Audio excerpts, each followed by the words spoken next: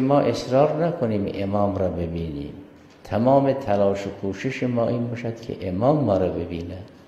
وگرنه ما با دیدن امام، خب کسانی بودن که مدت‌های مدید پیغمبر صلی الله علیه و سلم دیدن، پشترش نماز 5 وقت را می‌خوندن، و هم در مسجد النبی که بعد از مسجد الحرام بهترین مسجد روی زمینه، مشکلشون حل نشد.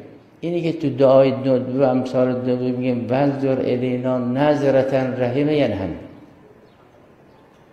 خدایا اون توفیق را بده که ولی به ما یه نگاه لطف آمیز بکنه، ما اونو میخواییم، وگرنه خود نگاه همه رو میبینه دیگه. برفرض ما خدمت حضرت رسیدیم، کم نبودن افرادی که پشتر است امیر نماز خوندن، پشتر امام حسن نماز خوندن، پشتر امام حسین نماز خوندن، پشتر پیغمبر نماز خوندن.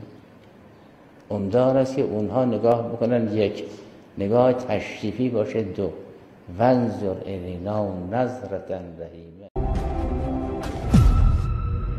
اینجا مرکز مقاومت است.